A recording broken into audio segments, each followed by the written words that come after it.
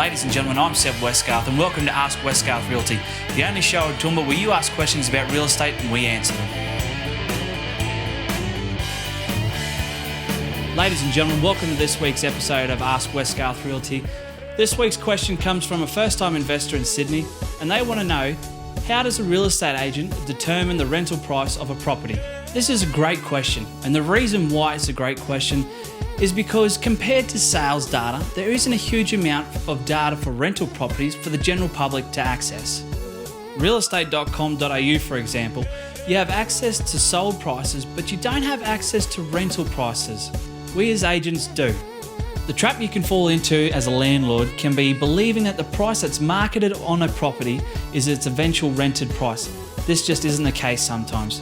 So how do we work it out? We use a rental comparative market analysis, or a CMA.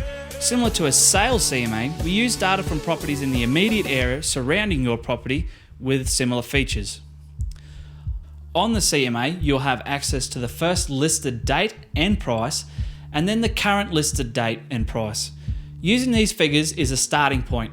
An agent will then typically refer back to what properties they have recently rented and compare the rental price of those properties to the properties on a CMA. This will give them a range that they will recommend to you as an owner. After the property's been listed, your agent will need to monitor inquiry level as well as any feedback that's come in from potential tenants. Let's say, for example, you're not quite getting the inquiry level you should be on your property. Instead of reducing the price, you should go through and assess in comparison to other properties in the marketplace where you sit. Sometimes adjusting your marketing can boost your inquiry level, which can be the difference between having to rent it out at a lower price or a higher price.